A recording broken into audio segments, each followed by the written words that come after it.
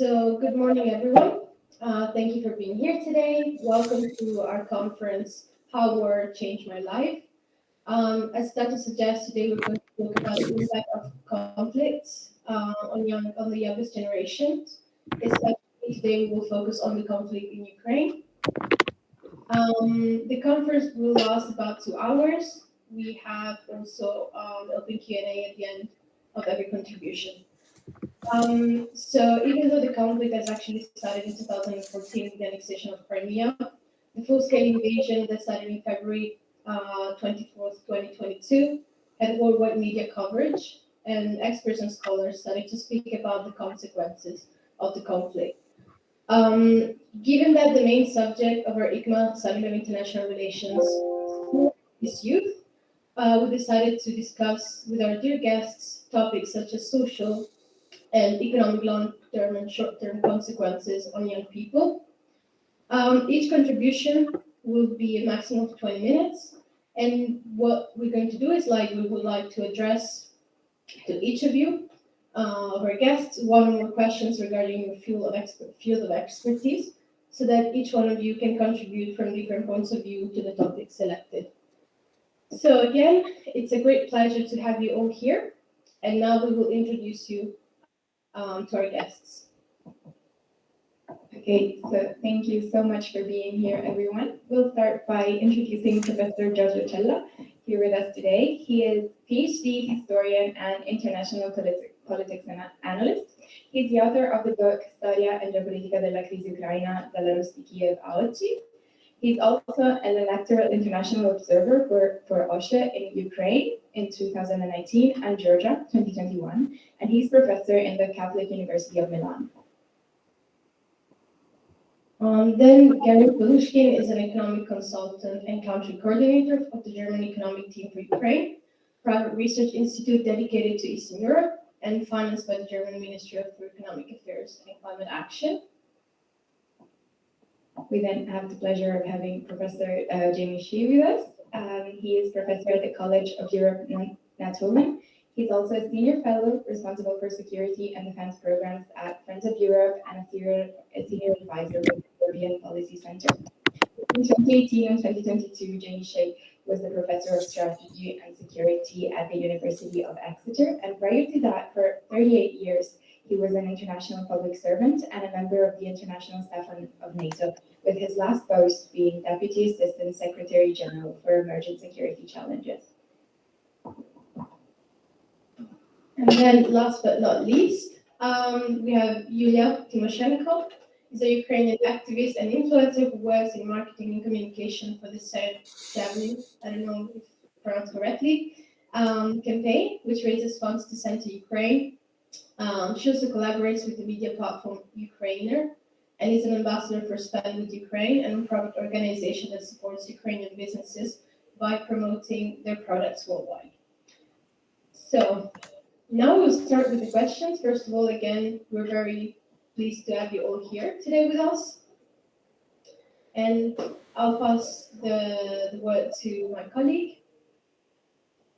Okay, so again, thank you for being here. We'd like to start with Ms. Tymoshenko's witness and personal experience about the impact of the social impact of the conflict. And we'd like to ask you, since we understand that when a war breaks out, young people have two options: either stay in Ukraine, in this case, and fight for your country, or leave it and flee from your home. Do you think, in your personal experience, that this crossroad actually exists? And so to what extent do you agree or disagree with this idea? And do you maybe have any significant personal or examples or stories that you know of that you think would be relevant to share with us today? Thank you so much for the introduction. It is a very interesting dichotomy, which I think is way more complicated in reality. You said that young people either have a choice of leaving or fighting or staying. And I think it's way more complicated than that. First of all, obviously, I'm going to preface by saying that I'm going to be talking specifically about my opinion, my perspective, my story, because obviously there are millions of stories like that in Ukraine, and everybody has a different background reasons and just for what they do and how they react to war. I think obviously when you, in my case, I graduated the university in 2021. I studied in New York University Abu Dhabi campus, where all of my classmates were from every part of the world, including Italy and a bunch of other places. And um, I was very scared to go home in 2021, kind of to, not because of the war, but because I thought like, oh, maybe Ukraine will not have enough like opportunities for me to work, and I wanted to have like more international experience and background. And I remember even like talking to my friends that I'm afraid that if I start my career in Ukraine, I will be so-called like stuck, because it's kind of like going back from having this like very big international experience, like studying abroad and stuff like that. But then when the full-scale invasion happened, it was almost like paradoxical for me to say that I was really, really happy that I was here, because I think it was one of the most monumental moments of my life, and it's the same for a lot of young people. I do remember 2013 and the Maidan Revolution. I was still in high school. I was 15 at that time, and it sort of had also very significant impact on my identity and the way I understand what it is to be Ukrainian and what it means to kind of like, fight for your freedom. But I didn't directly participate in that. My dad went on Maidan Revolution, and he helped with like delivering medicine to protesters and like collecting bricks that they were using to fight the police under oppressive Yanukovych regime. But I sort of still was a young observer. And obviously, when the full-scale invasion happened, I was sort of in the middle of it. I started talking about the tension between Ukraine and Russia. I mean, fairly, I've been talking about it for a while since I know myself and since I've kind of went to represent Ukraine abroad. But specifically in winter 2021-22, when the tension started rising and a lot of international media started reporting on the amassing of the troops by Russia near the Ukrainian border and Belarus border, I started feeling very uneasy, obviously, as a person who lives in Ukraine. But also, I've noticed that there was almost like very little coverage of Ukrainian perspective and Ukrainian voices still, and it always bothered me, specifically in like big mainstream international media like New York Times, I don't know, Washington Post and stuff like that. It always bothered me that the people who were reporting and were experts in Ukraine were usually reporting from the perspective of Moscow, sitting in the Moscow office, pretending that they're such experts without even like being able to walk on the street and talk to Ukrainians. And obviously that was really reflected, in my opinion, in the way they were covering Ukraine. And everybody who was trying to explain what was happening sort of took the timeline of 2014 to like now on, trying to explain like what happened with Maidan Revolution and what's going on in Ukraine in that moment in 2021-22 winter. And then there was a bunch of these different speculation whether Putin is going to invade or not, but Ukrainian voices were still very absent. Like I think like in December, January, I still didn't see anybody actually trying to go and talk to Ukrainians about how do they feel, what are they going to do. And I think this is pretty much the reason why there were so many of these opinions of like, oh, Kiev and Ukraine are going to fall in like a week or so. And then everybody was suddenly surprised. Well, we weren't surprised because the mood here in Ukraine was very, very special, and especially young people. I think that's the biggest monumental change, like people of my age who were teenagers during Euromaidan and then kind of were already adults when all of this was happening again. They really, really understood the history and realized that they could have been the first generation that didn't suffer from Russia. That's how I thought about myself. I was like, okay, my parents spent most of their life, most of their young life in Soviet Union, told me wild stories about how it was growing up there. And now I'm in a free, independent Ukraine, and right, like Russia is not a threat anymore. And then on February 24th, obviously that was completely crossed out. But I think our understanding is that this been going on not just from 2014, but for centuries. We grew up learning stories about our grandparents, great grandparents suffering under Soviet Union, Russian Empire, even those who come especially from families of like Cossack history. And I think understanding that struggle is sort of extends as a thread through all of these generations to you now. For me personally as well, it was almost like I don't have a choice. I need to also do whatever there is in my power to help Ukraine in whatever like sphere I can. And obviously, my strongest side was the fact that I had a lot of international connections because of my background, and also like fluent English and being able to speak. So I started talking about the possibility of invasion and what it meant for Ukrainians prior February 2022, and that got a lot of immediate media attention, especially from countries like in the Baltics and Poland, who also kind of felt the worry of Ukrainians, but also entire Eastern Europe in general. And I do know that there are a lot of Ukrainians, just to kind of like go back to your questions, especially young women, they've left Ukraine and came back. Like a lot of them continue coming back. A lot of them obviously come from eastern regions of Ukraine who probably don't even have their homes right now, or like their cities, like Mariupol, Melitopol. I've known a lot of people from there. Some of my friends from Zaporizhia region. My home, I come from Kyiv region, the eastern part of Kyiv region that goes towards Chernihiv, and it was occupied on March 7th, and my dad and my grandparents were still there. Me and my mom evacuated to Lviv, which is the very western part of Ukraine. But I mean, I already knew that I don't want to leave Ukraine at that moment. But when my hometown got occupied by the Russian troops, that was like immediate no to me, and I just couldn't even imagine leaving my family and leaving Ukraine.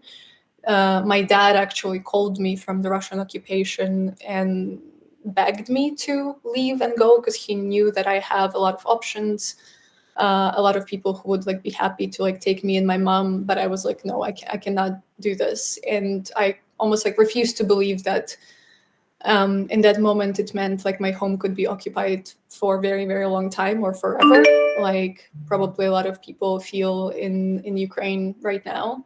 But luckily, Kyiv region and the north of Ukraine was liberated beginning of April, end of March, and I was able to go back and see my family. And having that experience specifically, I think also shaped a lot of my further opinions on the situation currently. That I'm very, very straightforward in whenever and like very firm when I hear people talking about any peace deals and peace talks and talking about the conceding the territory to Russia. And a lot of those people usually don't come from Ukraine or don't come specifically from the territories that have been occupied or are currently occupied. And to me, it's abhorrent to talk about Ukraine as if it's just pieces of land and not stories, homes, lives of people, like it was my home. And just imagining that somebody could have told me when my family was living with Russian tanks on their streets and Russian soldiers walking around that we should just do the peace talks and, you know, leave it as it is, which to me probably would have meant that never seeing my family ever again, especially, you know, coming from activist background. There is no way or chance probably any of my family members would have been safe, or I would have been safe even like trying to see them ever again. So I think the experience obviously of March of 2022 really made me even more motivated to advocate for Ukraine and to fight a lot of these narratives like we hear about the potential peace deal that means ceding territory to Russia, or just overall the disinformation about how Russia's treating the people on the occupied territories of Ukraine and etc. Because it's not, before it was history and news to me, like history as if like my family history of Russian oppression, and then the news from what was going on in the eastern regions of Ukraine since 2014. But in 2022, it stopped being news.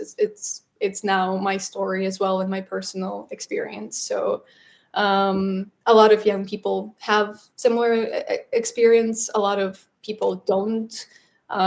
It's not always something that determines what they do right now and like where they stand and their activism. But I think it's important to realize that it's sort of like a shared generational experience that will obviously always stay with us forever and probably determine the future of Ukraine, as young people are the future of Ukraine. I feel like I've exhausted my time, so thank you so much for the question. Yeah.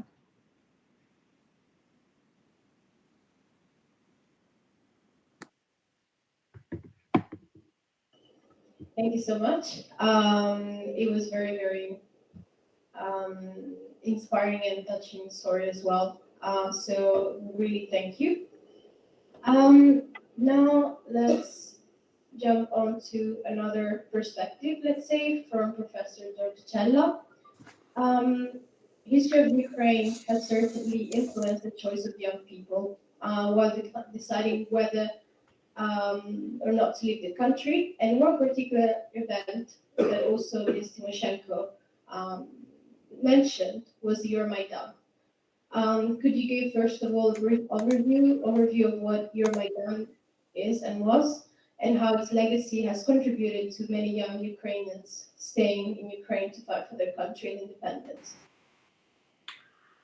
Okay, well, good morning to you all. Thank you for having me. First off, thanks to the Hikma group for this conference, and thanks to Julia's witness.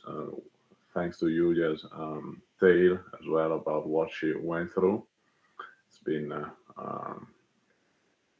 very interesting and also kind of a symbol of so many other Ukrainians that had to that found themselves in similar circumstances. When she talked about the Euromaidan, as it's called in the West at least, I was there as well. Actually, my book starts with some kind of personal biographic tale. I was there in Kiev in 2013, in the end of 2013. I saw it all happening, unfolding, and in the book, I describe it as the return of history in Europe as well, seeing all these events from a historical and geopolitical perspective. I was actually there for visiting Ukraine for the first time in the end of 2013, and I happened to be there when actually history was really coming back to Europe, and logics of international power struggles with Russia and Ukraine was about to unfold. I was in a very very special atmosphere in Kiev. I remember in Khreshchatyk, which is the main street of the capital, very militarized and kind of a revolutionary atmosphere, as well as a lot of enthusiasm and about a new possibility to actually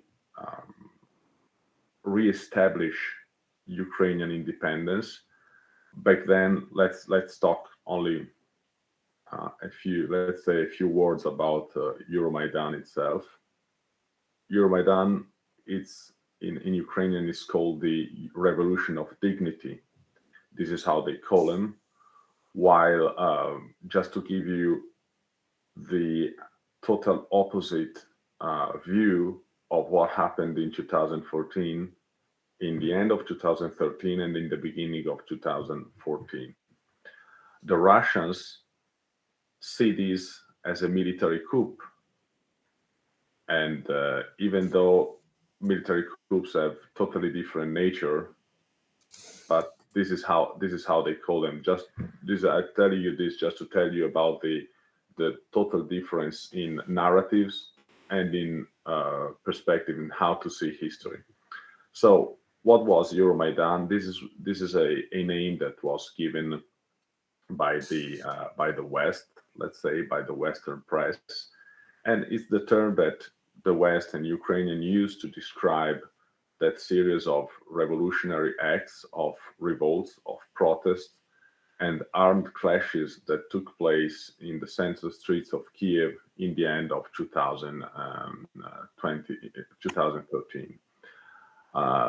What was the main drive of the protesters? They wanted to reinstate some principles. The first that they were trying to scream to the world was a pro-democracy concept, or at least a concept of democracy, and also pro-independence value. As well, one of the main drive of the protester was the anti-corruption, the objective of reforms, and the fight against dictatorship. Because back then we had a pro-Russian government led by Yanukovych, which was the leader of the Party of Regions in Ukraine, which had its bases in the east of the country, in Donetsk, in the Donbass. And the protesters wanted the revolt happened because Yanukovych wanted to switch from a European Union, Euro-Atlantic stance from a pro-Russian one. Actually, the fact that that triggered the whole revolution was the decision by Yanukovych to not sign the association agreement with the European Union, but to slowly side with the Russian side, and he wanted to sign another agreement which would have brought Ukraine once again back into the Russian sphere of influence. We remember that what happened in 2004 as well, the Orange Revolution, that was a kind of a forerunner of what we have seen in 2013. The Orange Revolution was the first time in which the Ukrainians took a clear stance, Ukrainian politics at least, took a clear stance on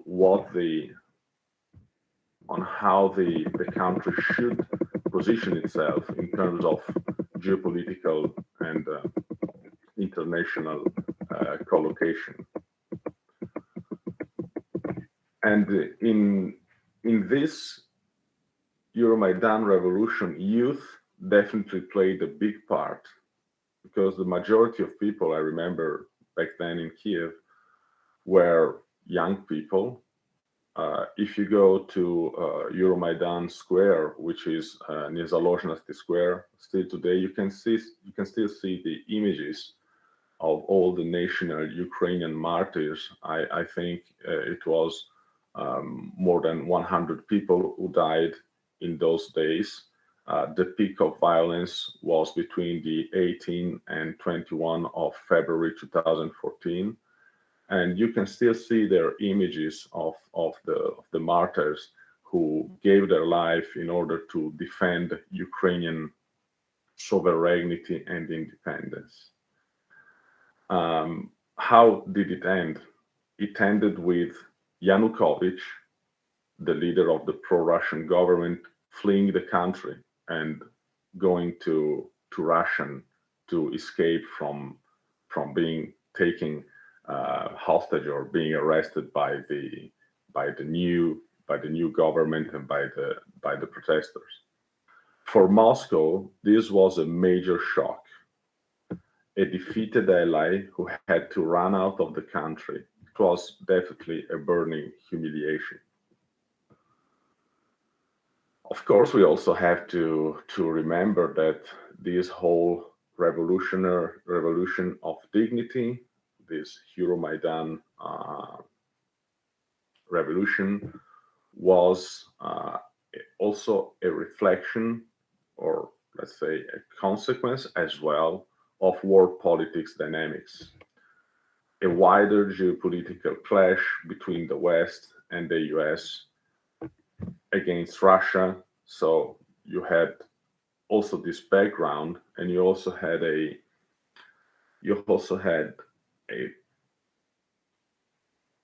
an opposition of perspective when you have democracy on the one side and authoritarian regimes on the other side. And let's also add that the 2014 Euromaidan revolution was the epicenter of nowadays geopolitics. Everything happened there. Everything started from there, from this revolt of the people of Ukraine. What we've seen in 2022 is like a continuation of these attempts by the Russian to regain control of Ukraine. What happened after the revolution, the revolt, is the seizure, the annexation of Crimea, as you all remember for sure, in 2014, and the beginning of this hybrid penetration of the eastern part of Ukraine, which were seen in a kind of a pretty too simple and too it should be a bit more complex than that, but usually it has been described as the Russophone or pro-Russian parts of Ukraine.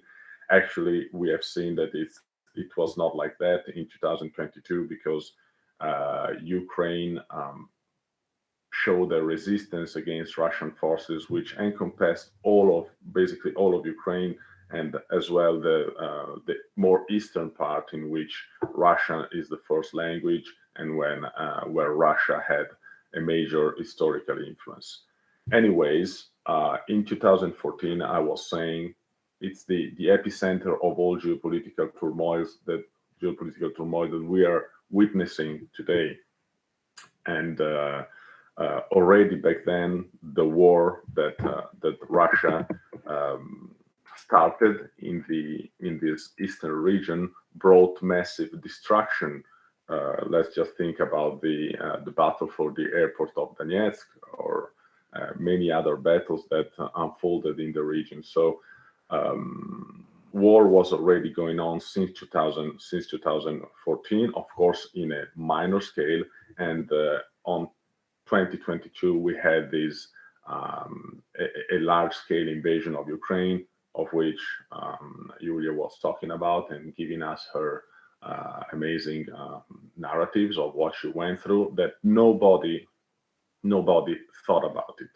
Nobody thought that Russia could still invade a whole country in the 21st century, but that surprised us all, and the rest is history that we know, and we still don't know how it's gonna end. A few other things concerning the youth factor in this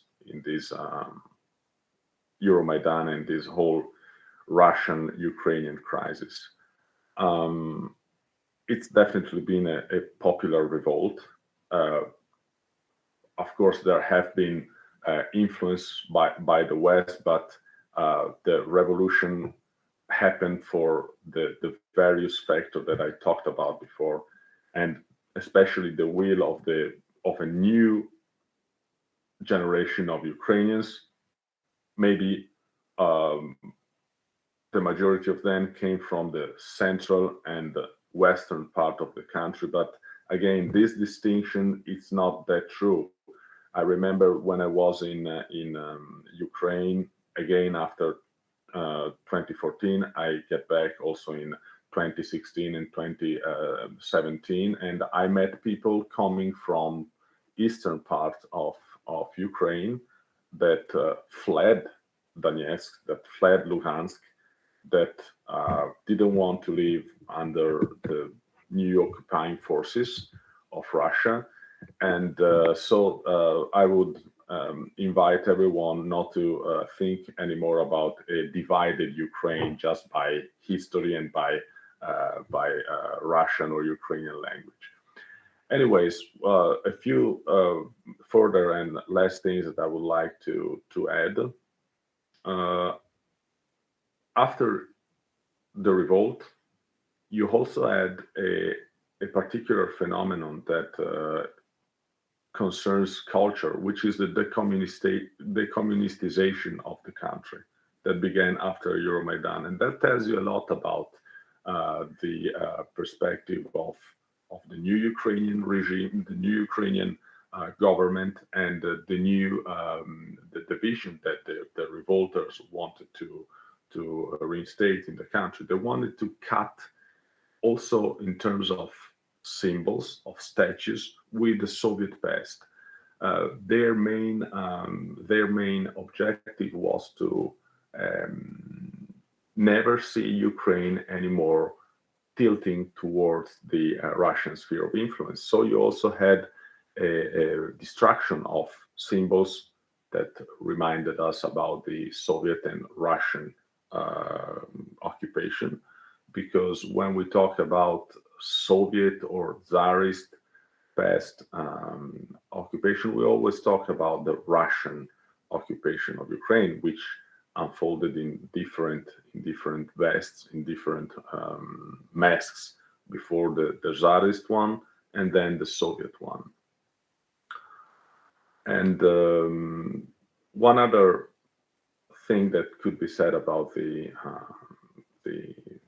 young population, the youngsters that decided to revolt against the Russians, that they showed to the people of Ukraine, to the whole world, that politics was not anymore something that only belonged to the elites or to politicians. They decided to take things into their own hands and to change history. And this is something that, of course, is remarkable in this recollection of thoughts and of events concerning Euromaidan. In 2022, instead, we had to witness the drama of all the people who had to flee Ukraine, who had to get out of Ukraine as refugees. We are talking about more than 10 million people going out of Ukraine. This is by far the largest number of refugees that we had after the Second World War, which is something amazing. I've just been to Poland in September, and I witnessed myself the large number of Ukrainians in many Polish cities. And on the other side, a lot of them, of course, had to remain in order to face the Russians on the front lines. And of course, this is one of the biggest drama of what we are witnessing these days. The high number of young people that also died in these last 2 years, defending their country, their motherland, and that, of course, on the other side, concerns the Russian youth as well, that have been sent to fight a war that most of them didn't feel like it was something they had to die for. But also on the Russian side, when we talk about youth in geopolitics, in international politics, the numbers are crazy in terms of deaths on one side and on the other. Anyways, just to wrap up this brief intervention, thank you again for having me, and thank Julia for her really interesting tale. That it's kind of like listening to all the young Ukrainians. It's also been interesting hearing that she was at high school when Euromaidan began, and the Russian attempts to conquer or to extend their influence in Ukraine really signed her whole life, as they signed the lives of so many millions of other Ukrainian people in the 21st century. Thank you. Thank you so much, Professor, for your wonderful insights. I think, like Yulia Tymoshenko told us, we often hear of the story from the Russian side. So hearing the history of the lead up to the war from a more Ukrainian perspective is truly extremely interesting. Now to move on to another different perspective, but also extremely important, we can look at the economic field. And we think that, of course, Gary Polishkin can give us an overview of the short and long-term economic consequences of the war, especially on youth conditions in Ukraine. And of course, war has a strong impact on a country's economy, and younger generations, unfortunately, will have to pay the price for it. What do you think that the short and long-term effects of the conflict on the youngest generations will be following its resolution? And what do you think what do you think is the role that youth will play in the reconstruction of the country? Thank you so much. Thank you for having me and for organizing this very interesting conference. And thank you for Professor Cella to showing the historical context, and for Julia for her very powerful introduction. Let me start with the following. So as we discussed challenges for young generations in Ukraine, it's important to once again highlight that many thousands of young Ukrainians were displaced already since 2014. And since then, the overall population declined by around 10 million in Ukraine. And describing the context, there is definitely an immense social and demographic issue starting since then. Looking deeper into the statistics, recent surveys by the Center for Economic Strategy observe that 3 million of Ukrainian refugees that have come since 2022 are younger than 35 years old. And more than half of them, so almost 2 million, are in school ages. And on top go the many 10,000s of young women and men that are mobilized or have been killed or wounded, and many thousands internally displaced. And so I would like to discuss the challenges, but also the opportunities these different groups of young Ukrainians are now facing in the economic context. Many thousands that would go to university and, like, maybe you enjoy Erasmus experience, find friends and so on, are subject to this circumstances, and now are, for example, on the battlefield. Many of them will not return or will return wounded with special medical or special civil life integration treatments needed. And Ukraine is already planning and establishing different projects for reintegration and retraining of military veterans to the civil labor market. I know also that there are different international projects on this. One is the EPEX project that already has reached around 20,000 veterans, but this process has just started and much more effort will be needed. And in addition, millions of Ukrainians are internally displaced. They have to adapt to new social communities and education facilities, and this process leads to delays in the integration to the labor market. For example, as basic needs like housing, food have to be ensured before applying to job positions. And in this overall economic context, there is a current large mismatch between labor market demand and supply, as both companies but also people were forced to reallocate.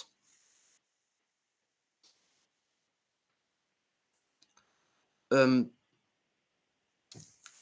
forecasting the long-term effect is very challenging.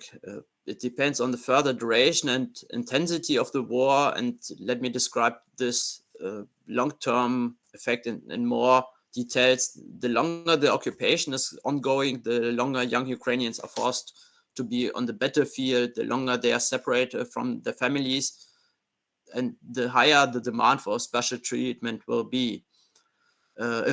Even if the war was to end today, less Ukrainians would die, less wounded, and more would go to university, find a well-paid job, and well integrate to the labor market. But the war still is ongoing, and in any scenario, the war experience will follow today's young Ukrainians for the rest of their life. Looking at young Ukrainians that are abroad, though they are in more safety, they face different kind of challenges. Many of them have to learn a new language and adapt to new realities. Around 2/3 of migrants in the EU, for example, this is also based on the survey by the Center for Economic Strategy, have a higher education degree. And this share is much higher than the Ukrainian, but also the EU labor force average. Therefore, many of them can find a well-paid job and or an education retraining facility. At the same time, they would also very benefit from keeping an eye on Ukrainian language. For example, online lessons that follow the Ukrainian curriculum would strengthen the historical, political, and linguistic knowledge from which students would benefit regardless of whether they return to Ukraine in the future or not. There are different studies also mentioned in the very recent book by the Center for Economic Policy Research showing that having this online lessons that are related to the country of origin improves the education and labor market integration in the future for both sides. So whether you return to Ukraine or if not. At the same time, Ukrainian refugees experience special status that allows them to almost have free movement under EU's internal market regulation. Ukraine was granted candidate status and advances in this process on the reform criteria path, and perhaps can open negotiate or the EU can open negotiations in the next couple of months. As a result, it seems that the free movement status will be maintained for longer for Ukrainian refugees. Therefore, young Ukrainians that are abroad can travel between Ukraine and the EU without strict restrictions. But what is currently not possible is the direct accreditation of Ukrainian education and work status within the EU. Therefore, still there are different technical and bureaucratic challenges left that avoid the full integration into education facilities and labor market. And what this context does mean for Ukraine's economic development. Ukraine's economy declined by 29% last year, and all the macroeconomic forecasts I saw expect that Ukraine's economy will not reach the pre-war level even in 2027, though the growth, the economy is expected to grow by around 4 to 5% this year and also the next year. Direct infrastructure damages from Russia's attacks exceed already 151 billion US dollars, and mostly social critical infrastructure. 37% of these damages are related to residential buildings. And these damages are the main decisive reasons for Ukrainians abroad not to return home. And the longer the war goes on, the longer social critical infrastructure is damaged and not rebuilt, the more the refugees integrate in the new communities, and the lower the likelihood that all of them will return. Currently, the Center for Economic Strategy survey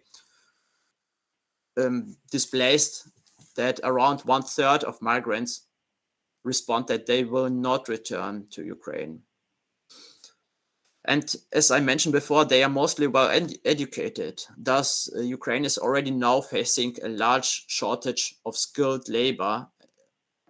And it can be also seen from the real wages that real wages declined much less than did GDP. Unemployment rate almost doubled to pre-war level and is now at estimated 19%. And this development of shortage of skilled labor will be cemented for the foreseeable future if the war still continues. As human capital is one of the most important production factor, speaking in economic terms, the medium-term economic development will remain under huge pressure. On the other hand, so coming to the opportunities, well-integrated Ukrainians working abroad can support their families and friends in Ukraine with remittances. So helping, sending money to Ukraine, for example, for private consumption of their friends and families, and remittances can even make a difference in investment decisions. In 2022, remittances reached around 13 billion US dollars. This is 8% of GDP, and a similar level is expected for this year.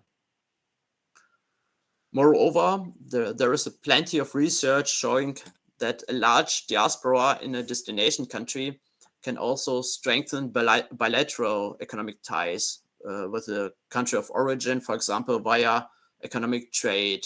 So when Ukrainians start working at a company, for example, in Germany, this company has then a higher likelihood to start trading with Ukrainian companies.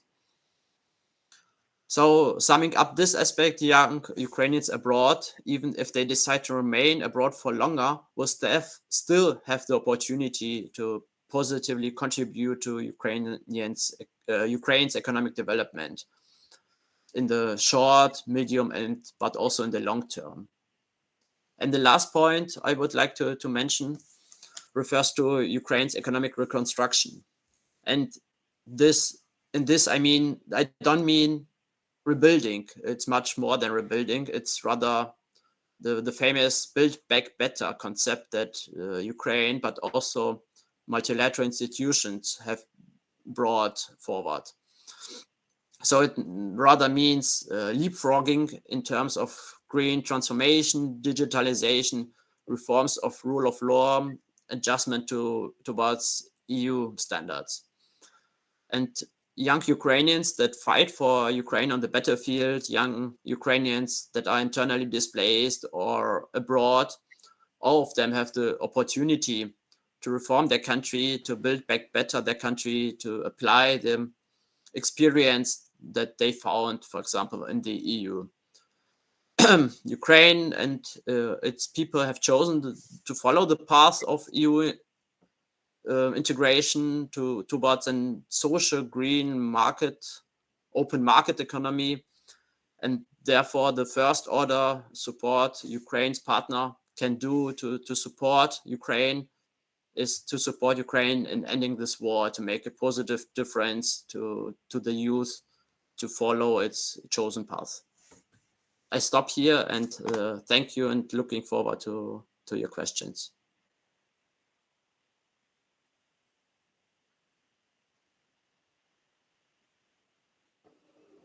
Okay, thank you so much. It was very interesting and insightful. Like the data you presented was extremely, how to say, I think nobody was expecting such numbers. So thank you. It was very interesting.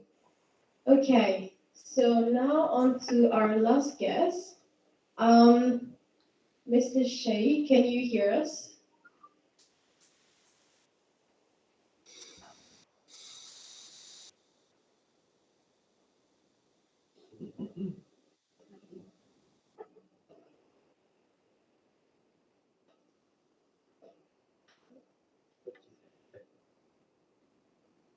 Okay, let's see if we can.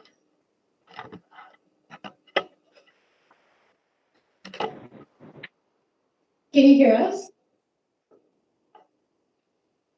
Can you hear me? Yeah, more or less, yes. Let's try. Okay. So, Thank you so much.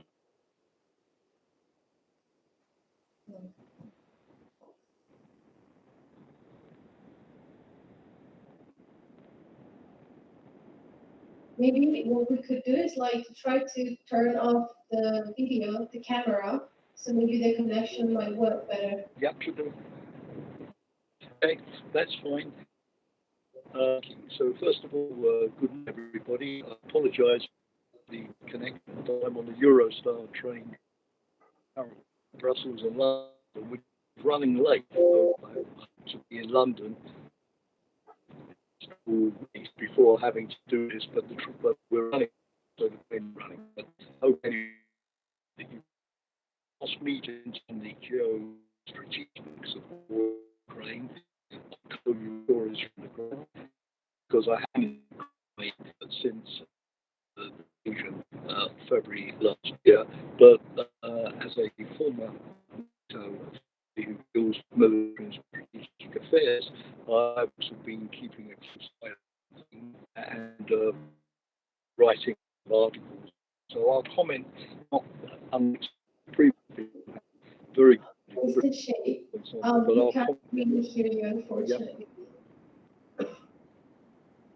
Okay, I'll reconnect when I get to it in a few moments. Yep, that's perfect. Thank you so much. Do that 10 minutes and I'll be back. You start the discussion. I'll come back in as soon as possible. Okay, thank you so much, Professor. Now, in the meantime, while you reach a more stable connection, we can start maybe with a few questions. If there aren't any questions from the public, I can maybe start with one personal curiosity.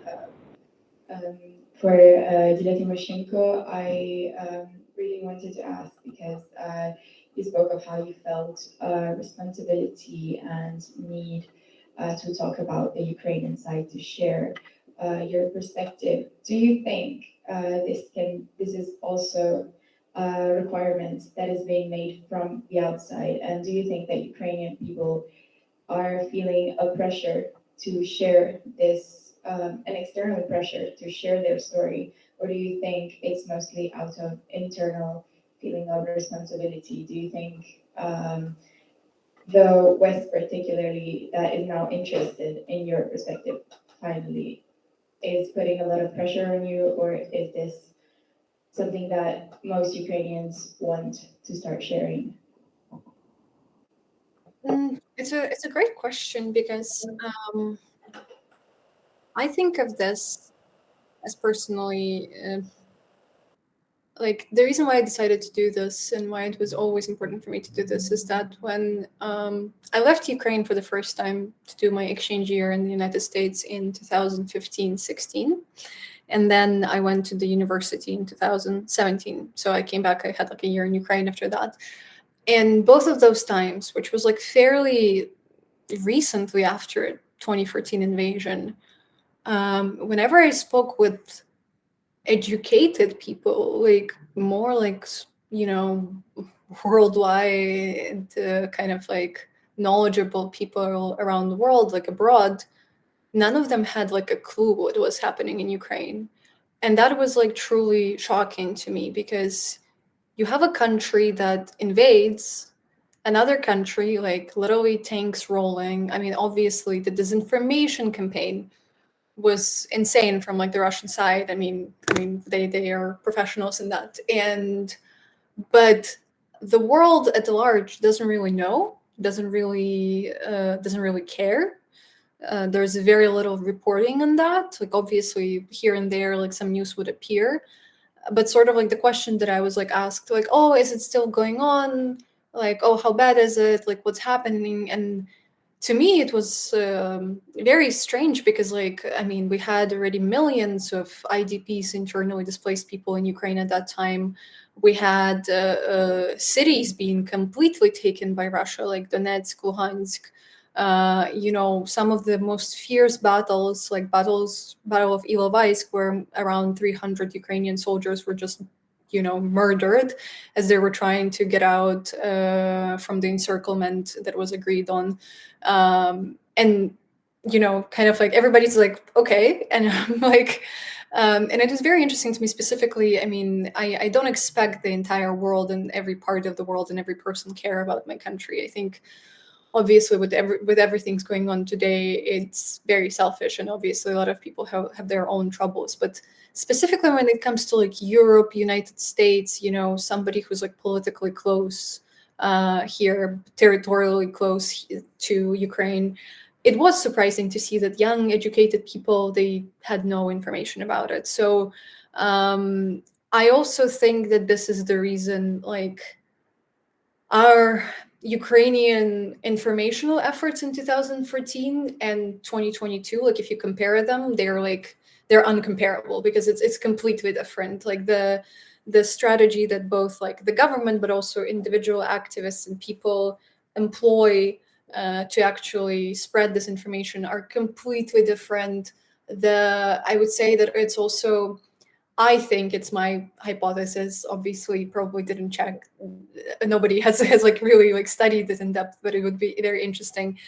I think specifically that my generation, like these like young people, who were kind of, you know, already like growing up during Maidan and then were young adults when the invasion happened, because specifically of our general level of English, which is like, if you take adults specifically in Ukraine, is the highest in our generation, because obviously like my parents don't speak English. Even somebody like my uncle, who's not that much older than me, I mean younger than my parents, he doesn't speak English. So because everybody was just like studying Russian, and Russian sphere of influence was so strong that people didn't even see like the need of speaking English. And also like very little percentage of the population ever traveled, so that wasn't the need. And then my generation grows up that is like a little bit more, you know, internet savvy, had like access to English speaking YouTube, even though like our English in school was still pretty bad. And we have that like basic language to communicate. And then when the full-scale invasion happens, everybody who's of my age starts like sharing information on social media in English, spreading, creating content, speaking. Like you see young soldiers on the front lines sitting in trenches, recording videos in English just because they want the world to see.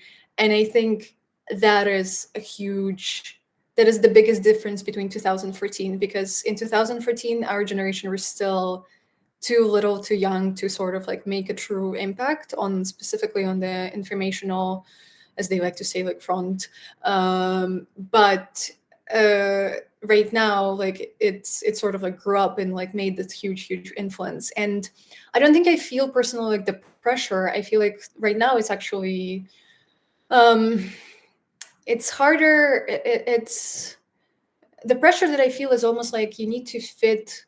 If you get invited as a Ukrainian, or like somebody like a journalist approaches you and like tries to like interview you, there's certain like almost ways that you need to fit into their narrative, which sometimes is like difficult for me to do, because the idea of like refugee in Europe was always like very narrative based. Like when you say refugee in Europe, like a lot of Europeans probably would have like a very specific like type of a person, specific place that where people come from, and then Ukrainians like don't really fit that stereotype, and it's both. Sometimes like some would argue that it's good, some would argue that it's bad. Then it's the same thing of like Ukraine being so big and half of the country sort of continuing living normal life and half of the country is like frontline cities or occupied territory, which is obviously nothing but normal.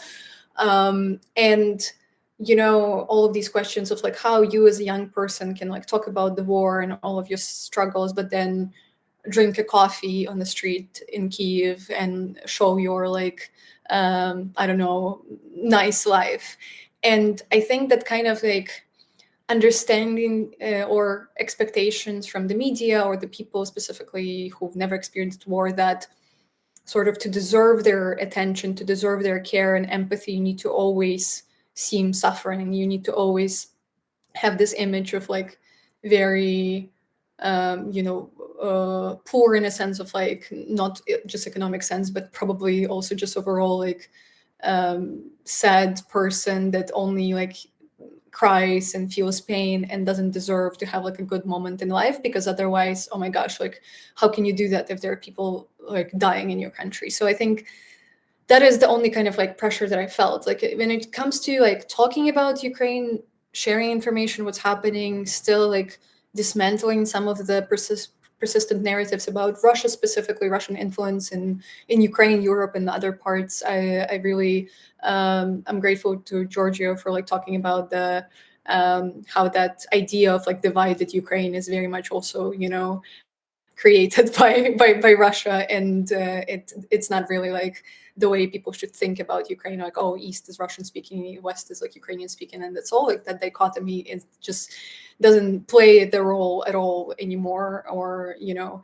But that's how a lot of people like to see. So in that sense, like we actually want to talk more. We want to spread information in any field. There's a lot of cultural activists that obviously are pushing cultural spaces to be critical when it comes to like understanding even like of art that comes from Ukraine but came from Soviet times and now is labeled as Russian.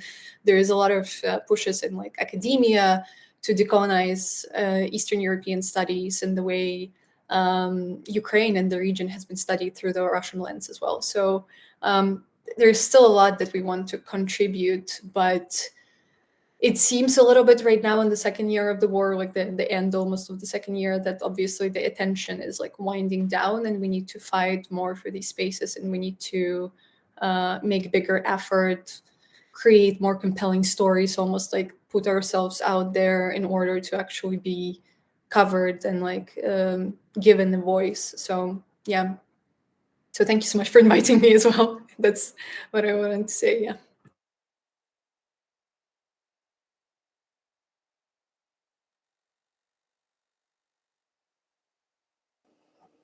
Thank you so much.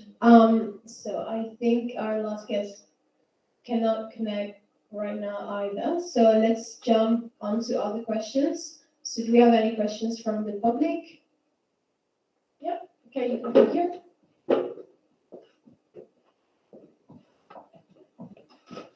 Yes, thank you. Put myself here. Thank you for your precious testimony.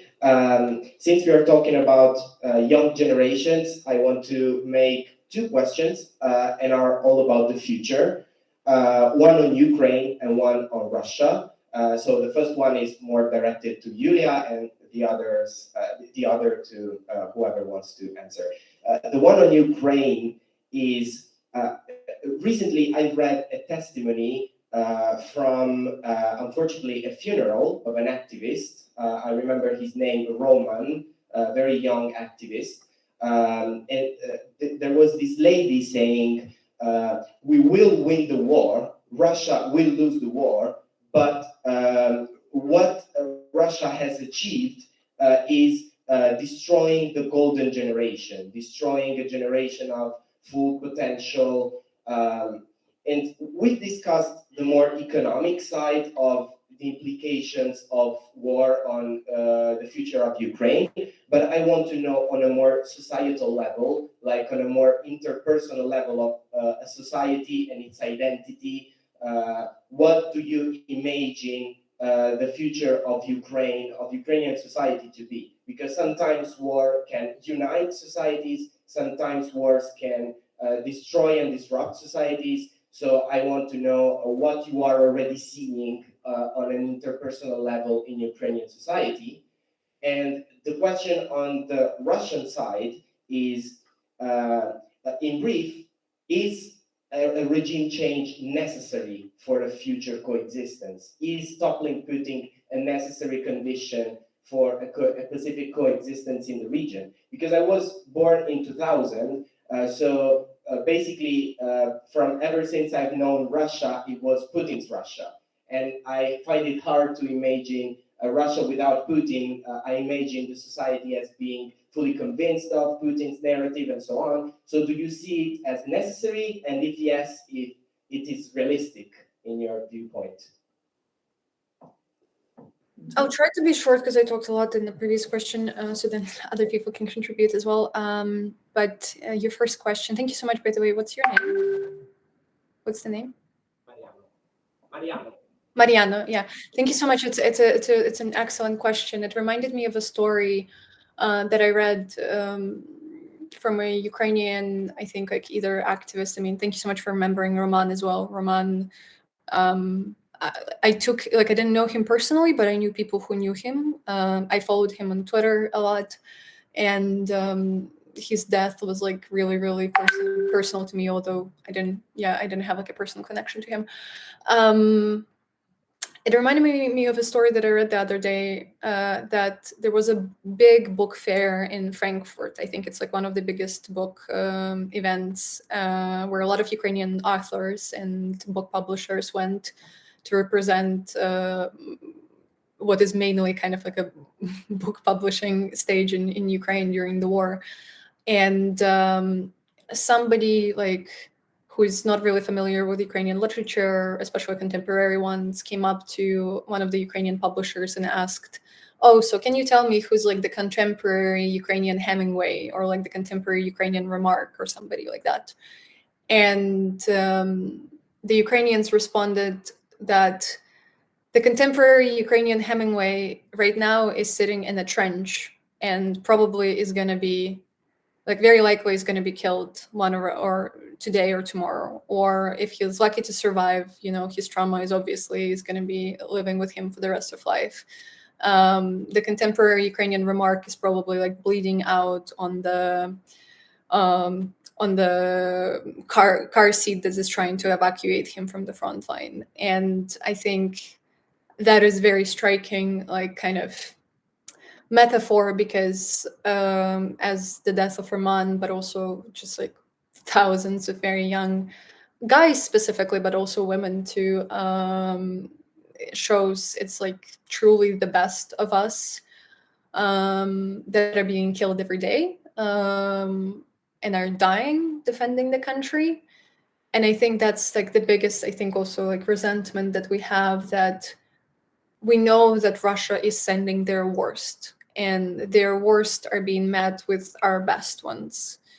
We know that Russia is sending, I mean, obviously, I don't want to like get into the morals of like kind of like Russian society, but the least educated, the least, you know, kind of like cultured people, obviously the poorest areas of Russia get mobilized like first and the fastest. We've seen like another wave of mobilization, but a lot of Russian men were, especially those with like money and resources, were able to escape that mobilization wave. So it truly feels like while you know, educated Russian men are escaping to like Europe or other parts of like Georgian countries, the best Ukrainian ones are defending our country and dying.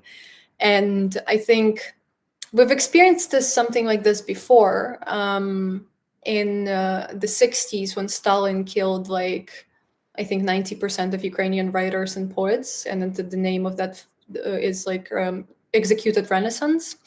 It basically refers to that era of basically any Ukrainian intellectual being either tortured, killed, or sent to a gulag in Soviet Union. And cultural and societal implications of that are impossible to measure, but they're huge, and they're going to have like lasting effect on how our country evolves and grows, and the changes are being made. I want to believe that we will have enough young, smart people to carry the future of this country, but Russia really tries hard to, like, even if they don't conquer us in that way, in like militaristic way, they gonna try to wipe out probably the best of the best Ukrainians. So like Ukraine will have some stagnation in the way it develops. So it is incredibly depressing. I feel very depressed. I think when another person like Roman, like activist like that, is dying, it ultimately makes me think about like my own death. Although I'm like in relative safety in Kiev, but I'm telling this to you just so you understand the kind of the weight on like a lot of Ukrainian young people, because there are moments when it seems like everybody who admire or look up to is going to be dead one day or another because Russia is going to kill them, which is really hard on your mental health, and it's really difficult to continue what we do with that kind of idea about us. But yeah. Anyways, I'm going to pass it to other people to talk about maybe Russia or this.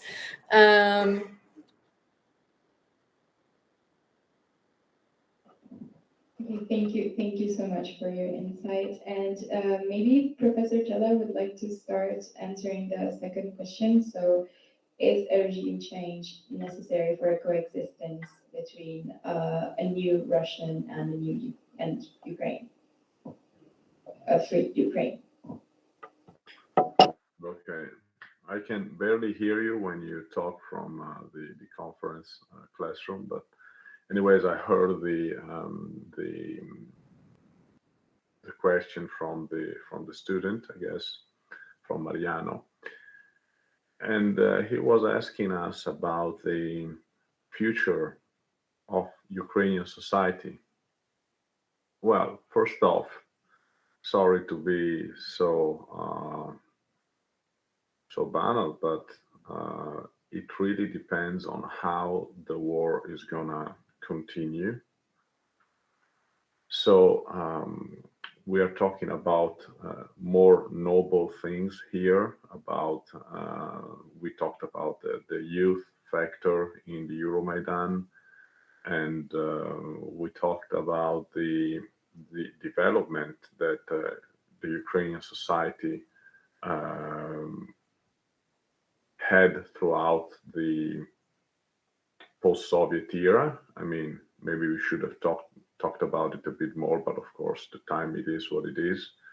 And let me also say that when I was in Ukraine, also before the Euromaidan, before the major crisis erupted, you could see a pretty lively civic society in Ukraine, which was something that clearly divided Ukraine from Russia, for instance.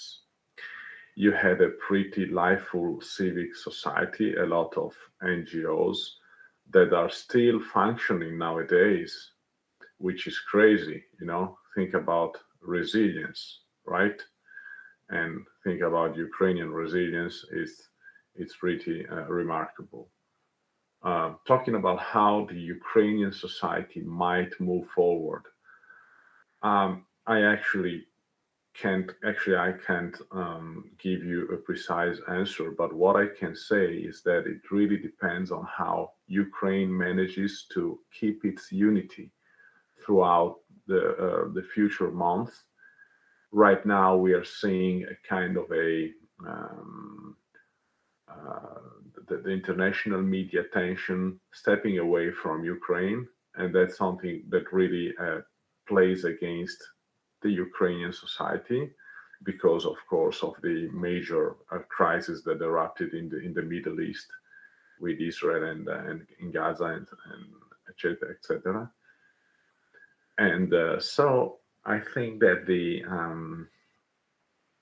Zelensky, in one of his many kind of mission impossible missions that he has to take care of, is also the unity of the country, which is something of paramount importance, of course, for the Ukrainian state, which always had the menace, the threat of being cut into pieces, being divided between different powers of different regional powers.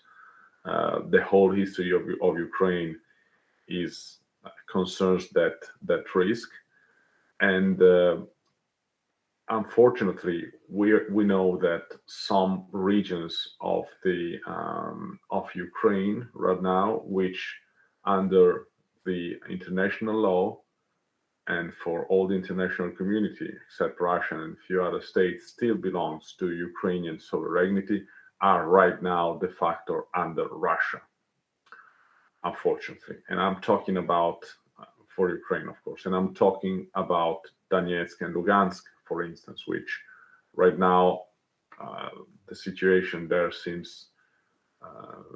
maybe, I don't know, a bit compromised, but it really depends on how the Ukrainian counteroffensive will go on, how it will proceed.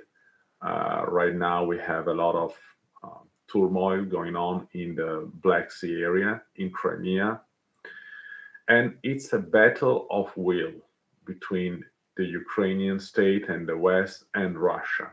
I think they are both willing to stand for as long as it takes, but and we also get a look at what happens inside of Russia, because here we are talking about Ukraine, but of course you have repercussions also concerning the future of the Ukrainian society, concerning thinking about what happens in Russia. We know that right now the Putin's regime has managed to survive through a lot of adversities and an impressive number of Russian soldiers that died throughout this 1 year and a half, almost 2 years of war. But we will also have to take a look to consider what happens inside of Russia. Everything, we are in a situation in which by the day everything can happen and can completely change the whole situation. And if something happens within the Moscow elite, of course it will have a repercussion as well in Ukraine. One last thing concerning what Julia was talking about before. She said that nobody back then in 2014 knew what was going on. I would add something more. Nobody even knew about Ukraine. We have a huge problem. I think it's a kind of a cultural problem in Western Europe, and it's one of my main research drives and something that I always struggle for. And what I mean by that is that in the Western Europe, a lot of people doesn't know or doesn't want to know about the eastern part of Europe. There is a kind of a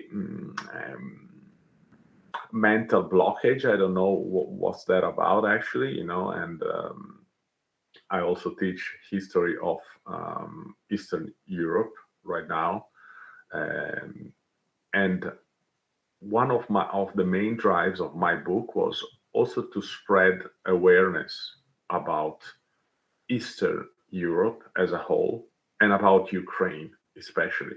And I think that I gave a relatively solid contribution, at least in Italy, because the book so far has not been translated. It will be in 2024 into English, of course. But I think I hope I gave a relatively solid improvement in terms of awareness of what Ukraine was, its historical relation with Russia, how the bilateral relations between Moscow and Kiev played out throughout centuries, and how we got to this point. And so I was just adding a minor detail about the ignorance with which Yulia and so many other Ukrainians had to face when it came to other people's knowledge about not only what was going on, but again, I say about Ukraine itself. It was really kind of an unknown or relatively known, and right now Ukraine is on the map again, and that's it. Okay, these are the two things that I wanted to add. Thank you.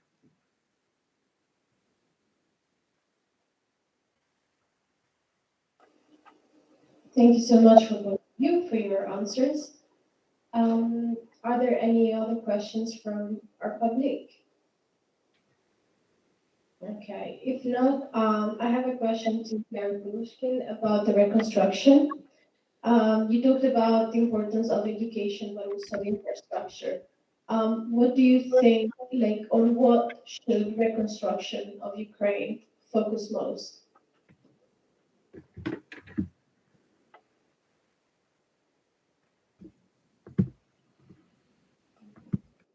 You're muted. I couldn't hear all of the question. It's about, is it about economic reconstruction? Yeah, okay. Can you hear us? Can you hear me now? Yes, Better? now better, yes. Okay. So the question was, you talked about the importance of education, but also our infrastructure in terms of reconstruction. My question was, on what should reconstruction focus, let's say, first of all? What's the most important aspect of that reconstruction of Ukraine should focus on? Thank you for the very important question. So one part of reconstruction is, and this is one of the major and most important parts, is rebuilding.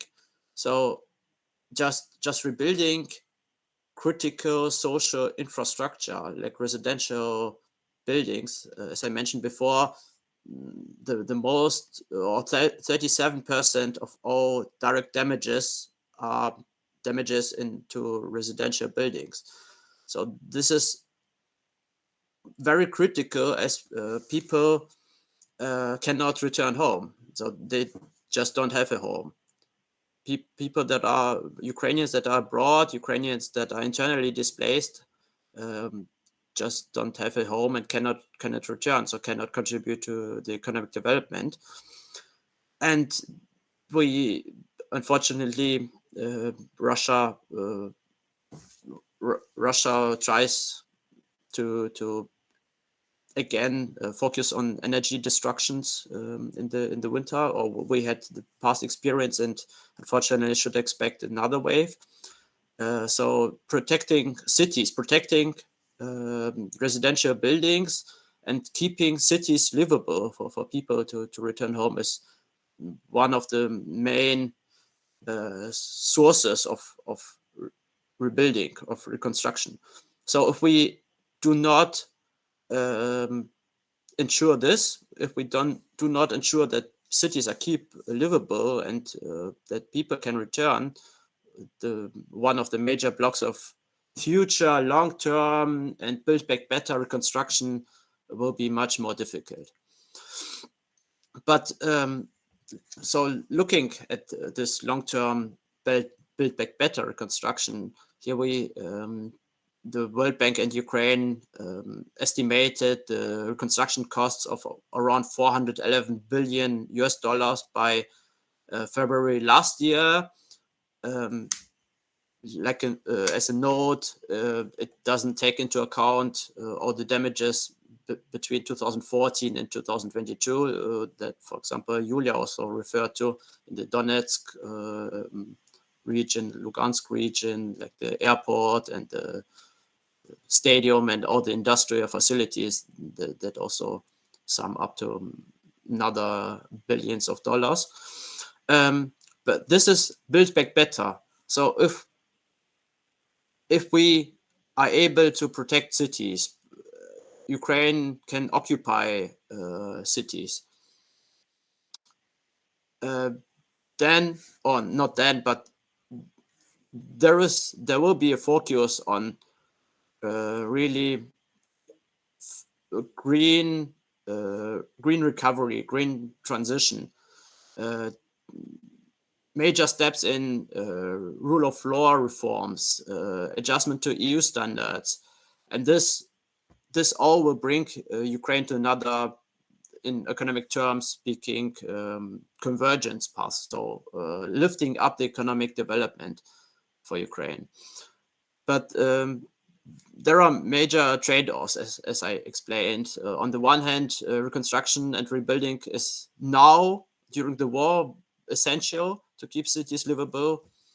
On the other hand, the question of rebuilding based on future-looking green terms is very challenging, because it needs much more planning, much more time, much more investment costs that Ukraine now doesn't have, as if rebuilding is very urgent. So there are different trade-offs. Ukraine and Western or Ukrainian partners, countries and institutions should have an eye on,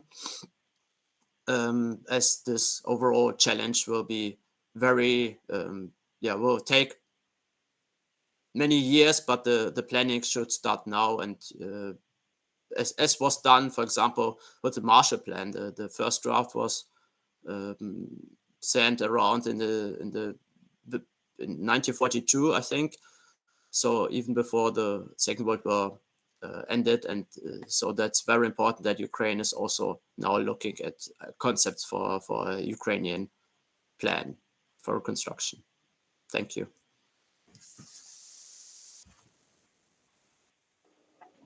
Thank you so much for your answer.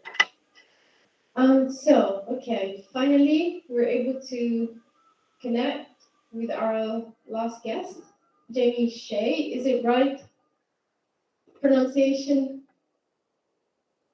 That is perfect. And can you hear me okay now? I'm in London and finally in a stable location. I really apologise for the technical difficulties. My train should have arrived a lot earlier, allowing me to be in a stable location. But because the train was running late, I had to try to give my presentation at 200 kilometres an hour on the Eurostar. Clearly that didn't work. So I do apologise to everybody for the inconvenience. And thank you for giving me the opportunity to come in late, but hopefully before the end of the session. But if you can hear me, then that's great. So again, apologies, and to my fellow panelists as well. Don't worry. We have time. We still have time.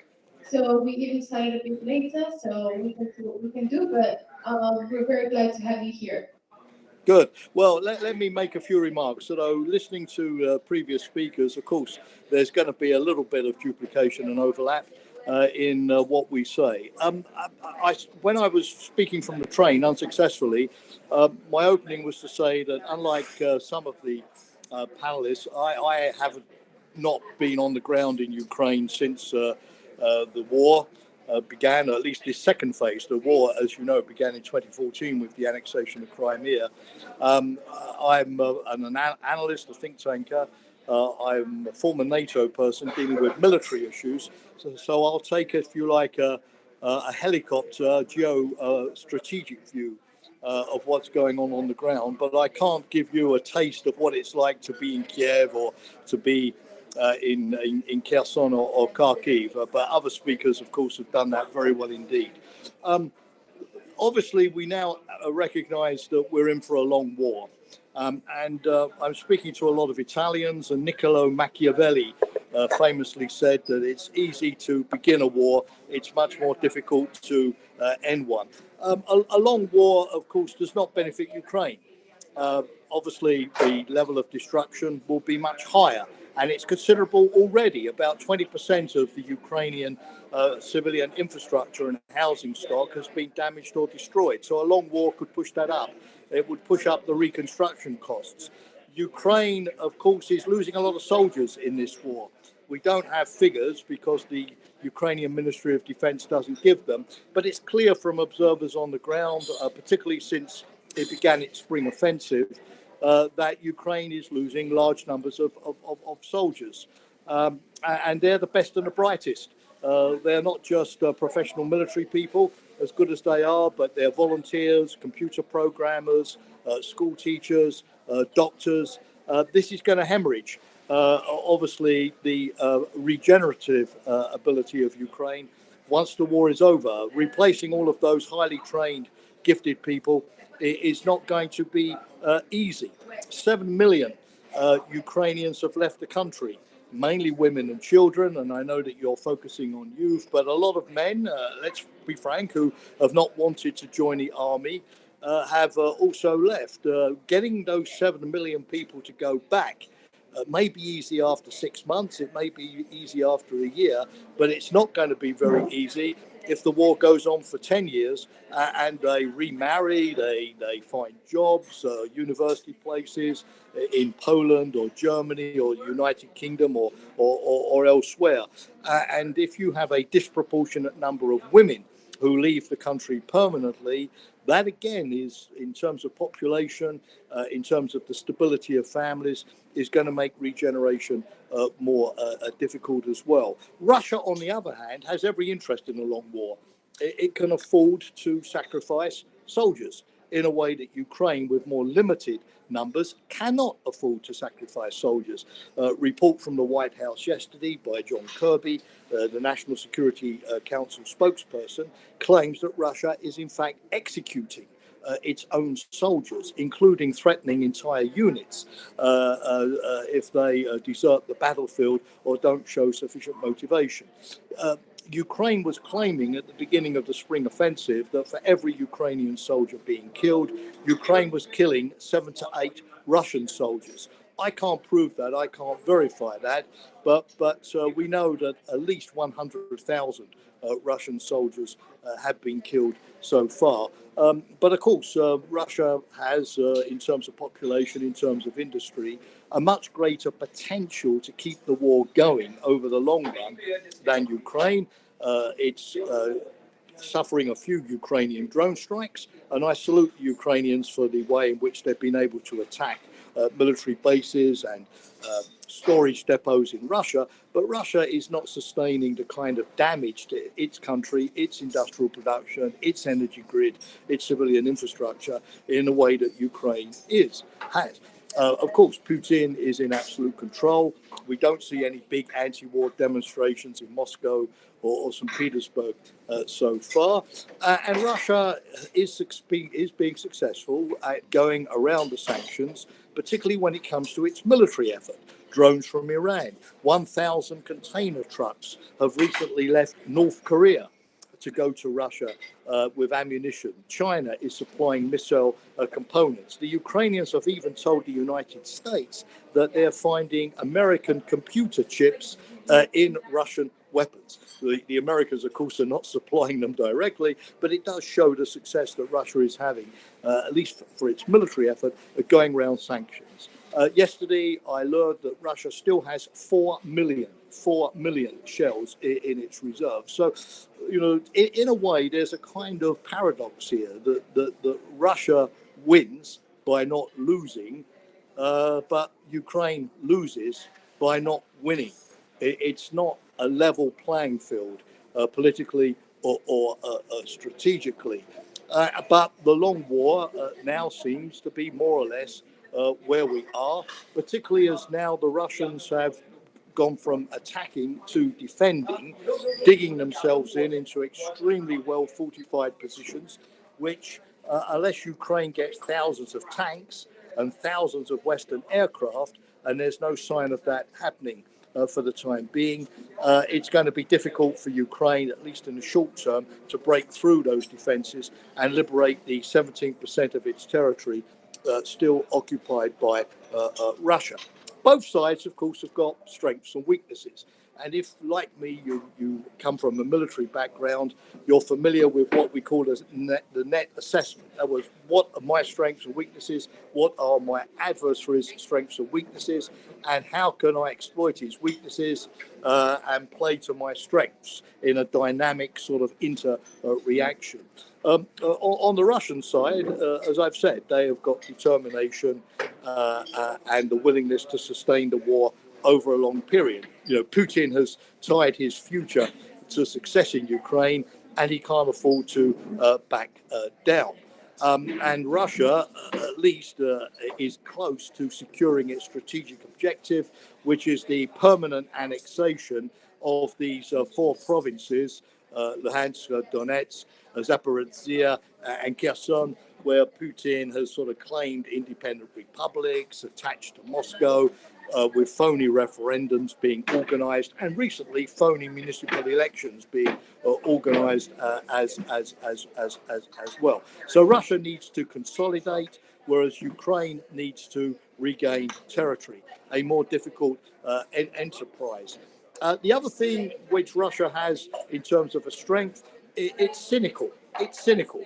It's prepared to take military measures that the West would prevent Ukraine from taking, attacking civilian buildings, killing civilians deliberately, causing environmental damage, blowing up dams, posing a threat to nuclear power stations in two places now in Ukraine, stealing Ukrainians' grain, deporting its children. Just one little example of Russian cynicism. They are now manufacturing in Russia drones which cost no more than $1,000, commercial drones. They're flying them en masse over Ukraine to make the Ukrainians use up their much more expensive and much scarcer air defense systems, shooting down these pretty harmless Russian drones. It just shows the way in which Russia is adapting its tactics to try to make Ukraine use up its precious Western military equipment and depleting its stocks and supplies. On the Ukrainian side, the strengths are obviously the cohesion of Ukrainian society, absolutely admirable. The inspirational leadership of President Zelensky, absolutely admirable as well. The innovation of the Ukrainian society and military, the mobilization of civil society behind the war effort, the way in which the Ukrainians have adapted civilian technology, also drones, and so on. The quality of their young leadership and the ability to replace lost officers quickly with younger recruits. But the weakness and the strength are the same, which is total dependency on Western military support. That has been very good for the first 15 months of the war. But of course, there are now big question marks, as you all know. You've seen the debate in the US Congress. The term Ukraine fatigue is circulating. I had dinner in Brussels last night with a number of Ukrainian MPs from the Rada who were visiting Brussels, and one of them, a former minister, told me that she had had a meeting with a German member of the European Parliament who had told her, "We're tired of this war. We're tired of this war," even though Germany has suffered absolutely no military damage and very little compared to its GDP, financial or military contribution. And she said, "But how do you think, if you're tired of the war, that I am tired of the war with my partner, a doctor who's been on the front since 2014, not just 2020. As I turn on my phone every morning, the first thing I ask, is he still alive?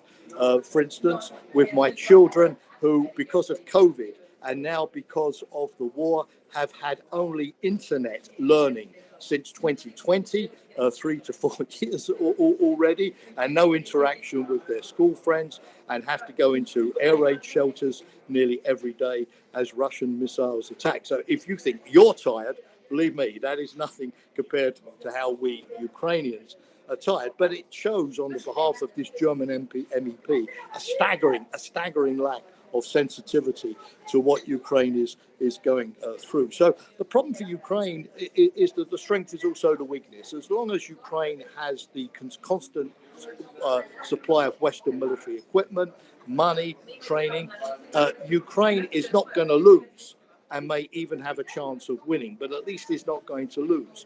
But the problem is can that effort be sustained?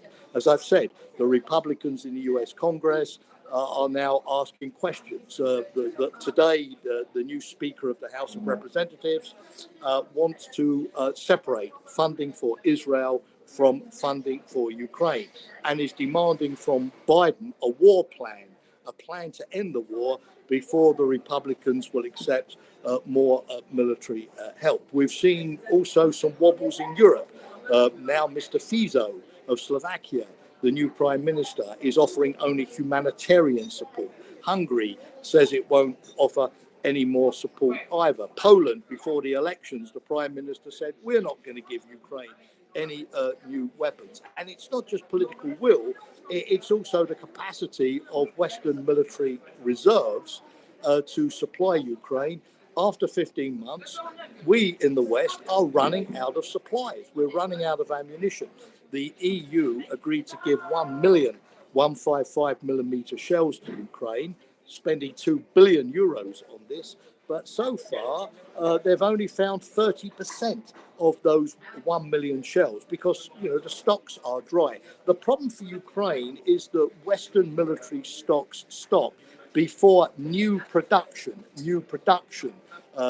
in Western defense industries gets going to supply new weapons, new ammunition for Ukraine. If that gap is a big one, like 1 year, where Ukraine will no longer have regular supplies, then of course there is a window of opportunity for Russia to exploit that situation. So there are three conclusions I draw here. Number one, we need to keep Ukraine in focus. I mean, yesterday my Ukrainian parliamentary colleagues were lamenting that Hamas, Israel has replaced Ukraine as the number one news story.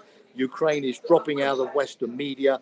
And as we say in where I come from, far from the eyes is far from the heart. So how do we keep the Ukrainian narrative in focus? And how do we make certain that Ukraine is not seen as an exercise in charity?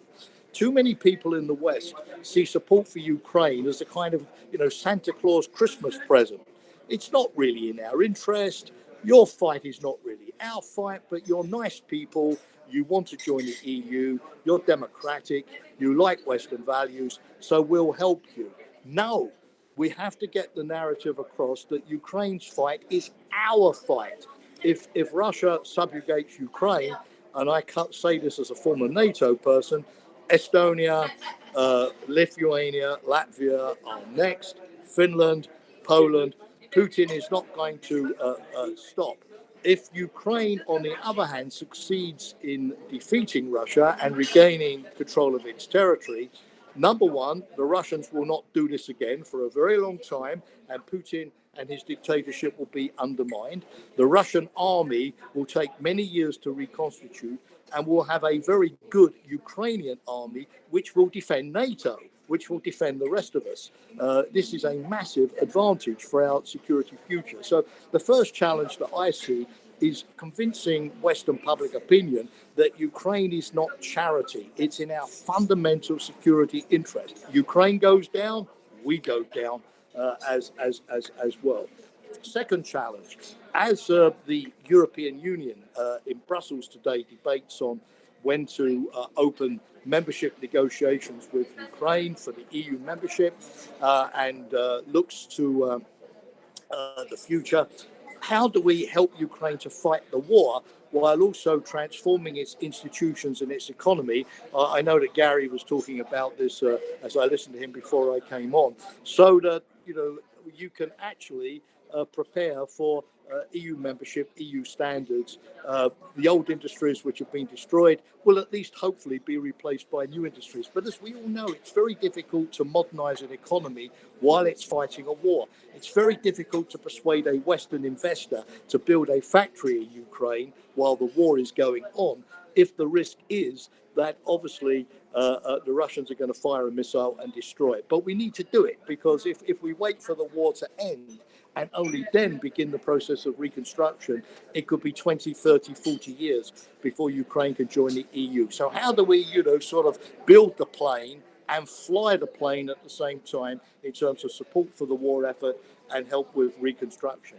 The third issue is, of course, the United States is now in a much more difficult position, as we well know. And so clearly, what we need to do is shift more of the burden to Europe. Yesterday in Brussels, the European Union was debating funding Ukraine with 500 billion extra euros, 20 million of those for ammunition. But we know that the US effort has been massive. But with President Trump possibly coming back to the White House next year, with the Republicans becoming more skeptical about aid for Ukraine, it's essential, of course, that America stays in the game. But how do we shift more of that burden inevitably towards Europe in the months ahead? And finally, how do we help Ukraine to develop its own domestic defense industry? It's not healthy for Ukraine to be so totally dependent upon foreign supplies. It has to also develop its domestic production, as the Russians have done. This week, Rheinmetall, a German company, signed a good contract with a Ukrainian defense company. We need more of this so that Ukraine becomes more self-sufficient in these kind of means. So we need to be realistic. We have to keep the cause a moral cause. We mustn't get into a narrative that if Ukraine's spring offensive doesn't succeed, somehow the cause is lost. We're in a stalemate. The Ukrainians are never going to win. We have got to avoid the trap of exaggerating the importance of individual military offensives and then, becoming despairing if they don't succeed. That is not helping Ukraine. What I'm trying to say, and I'll stop here, is that we must not change the emphasis from the moral reasons for this to a notion of efficiency. If the Ukrainians are winning, we help them. If the Ukrainians are not winning, we stop helping them. Like, a tap, where we turn the tap on, we turn the tap off, we turn the tap half on, etc., and so on. We have to recognize that we're in for the long haul. The one big problem, of course, in the NATO countries is that we were not prepared for a return to 20th century conventional warfare. Our populations psychologically are not prepared. Our defense industries, in terms of supplies and stocks, were not prepared. We were used to short wars, 70 days in Kosovo, or a few years in Afghanistan, and that are over. But the reality of war has returned to Europe. And if we don't want what is happening to Ukraine to happen to us, then it's in our interest to ensure that Ukraine prevails. Thank you very much. And thanks again. Sorry to come in so late, but thanks for the opportunity to at least have made my contribution before you had to close. Thank you so much. It was very interesting, very insightful, and we're very glad you were able to make it. So really thank you for your contribution. Are there any questions from the public?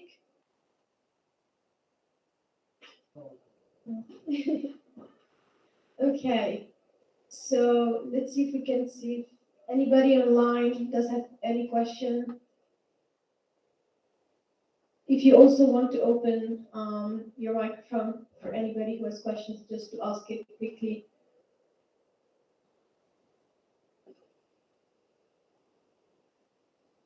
If not,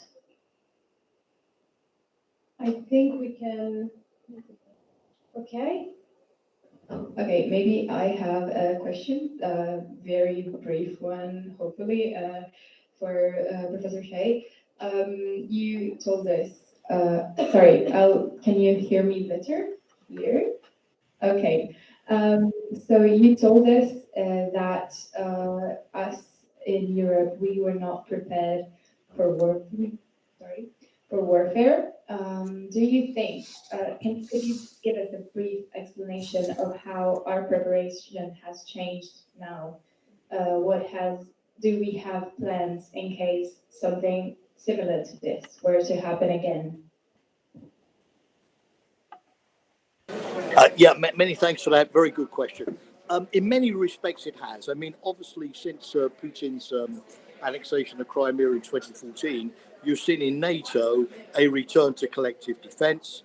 NATO has come home from Afghanistan, although that was not directly linked to Ukraine, of course. That was for reasons connected to lack of progress in Afghanistan. But you've seen NATO establishing new multinational forces in the Baltic states, in Poland, along the Black Sea, conducting exercises on a regular basis, coming up with plans. So NATO has definitely stepped up its game to ensure that there would not be a spillover of the conflict from Ukraine onto NATO territory or a deliberate Russian attack against a NATO member state. And of course, you've seen Finland and Sweden, two countries that were very comfortable with neutrality for many years after the Second World War, reversing their policies almost overnight. And in the case of Finland, joining NATO, in the case of Sweden, should be joining NATO very soon. So that's one aspect. The second aspect, as I mentioned, is industrial production.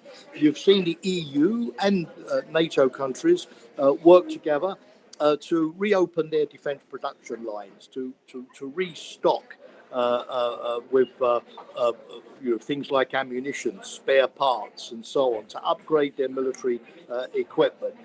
The lesson, unfortunately, of Ukraine is that this type of warfare is very expensive. The Ukrainians are firing 200,000 shells. I'm not exaggerating, 200,000 shells a month. So simply keeping the replenishment rate at that level going is very difficult. And of course, for NATO countries, it's a double challenge because on the one hand, you have to supply Ukraine, but on the other hand, you have to supply your own forces. So you need to produce everything twice. One tank for Ukraine, one tank for Poland, etc. So this is going to be demanding, but budgets are going up. Across NATO, the commitment to spend 2% of GDP on defense as a minimum has now been broadly accepted. Of course, we must spend the money wisely. That's going to be a big challenge, not waste that money, but certainly, yes, you could call it rearmament.